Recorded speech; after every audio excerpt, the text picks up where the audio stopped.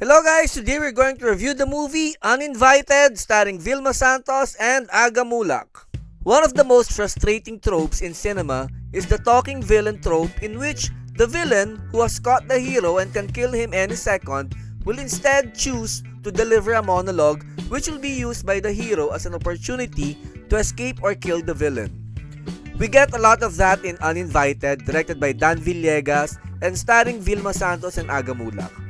The movie is about Lilia, played by Vilma Santos, who is the mother of a girl that got raped and killed by Gilly, a powerful rich man who is into a plethora of criminal activities. Lilia then plots to take revenge on Gilly as she attends his birthday party using a fake identity. This movie tries to talk about power addiction and morality but ends up with one of the dumbest revenge plans I have ever seen. The plan just doesn't make any sense and it is totally ill-conceived. The word stupid doesn't even begin to capture how nonsensical the plan is. I will be going into spoiler territory here, so you can leave now if you don't want to be spoiled. Lilia donates a big amount of money to the foundation of Gilly, so she gets an invitation to Gilly's party. Now I'm wondering about the financial capability of Lilia, since she wasn't someone who was described as rich or influential. She even had to ask Norma, the character played by Lotlot De Leon, if she knew someone in the police force to help look for her missing child. Of course, it is perfectly possible for her to have a good amount of savings, but I am still not convinced about her qualifications for her to get an invite to Gilly's party, which is supposed to be highly exclusive.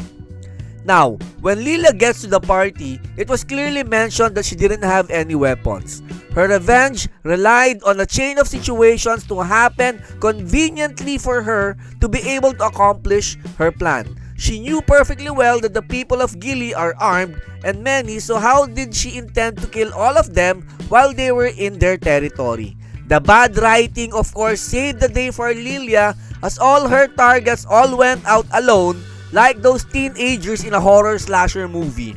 Maybe if Lilia were a former member of a special forces unit, then it could be plausible, but she is just an ordinary frail mother who doesn't have any training whatsoever in weapons and tactics.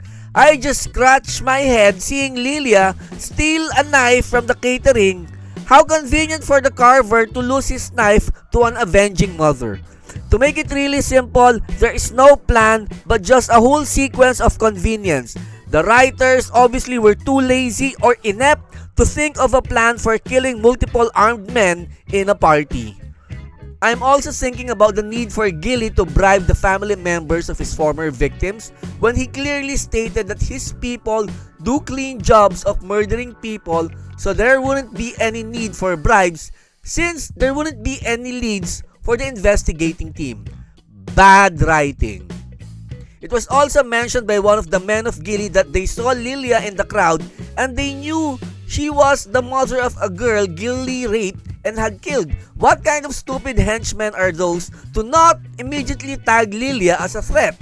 At least Star Wars stormtroopers had enough brains to report a threat.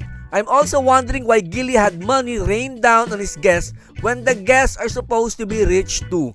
He might as well have thrown coins at them because the money he rained down on them are like coins to the people attending his party. Going back to the talking villain trope, there were so many times when problems could have been solved simply by shooting the opponent rather than talking. Lilia was guilty of this, always wanting to say words that are supposed to sound indignant or badass instead of just shooting. Gilly also did this, delivering a speech that is supposed to show his utter lack of benevolence and conscience. Vilma Santos is obviously a great actress, but this is far from her best. What I saw is Vilma Santos delivering a tired and unconvincing performance. Aga Muhlach gives a performance that is obviously a treat for him. His fans have been so used to seeing him all clean and virtuous, that is why his evil turn brought an air of freshness to the proceedings. Nadine Lustra is also adequate in her role as a daughter who has complete and utter contempt for her father, Gilly. Regarding the production design of the film, I would give the benefit of the doubt to the creators and say that the look is inspired by a combination of The Great Gatsby and The Godfather, especially if one looks at the office of Gilly. I will not use the word steal. Another thing that bothered me is one of Philippine cinema's recurring flaws when it comes to production design, the look of the people. Philippine movie makers have never solved the problem of making those people attending rich people parties look rich. Obviously, the crowd in the movie still look like poorly paid extras. Uninvited is more of a concept than a movie for me, with its downright idiotic and unintelligent writing. I can just imagine the makers of this film discuss how exciting it would be to have Aga Muhlach act like Satan himself and have Vilma Santos take revenge on him. Too bad a concept is not a movie. Uninvited does not deserve to be invited in any party of great movies. So that's the review for Uninvited, starring Vilma Santos and Aga Muhlach.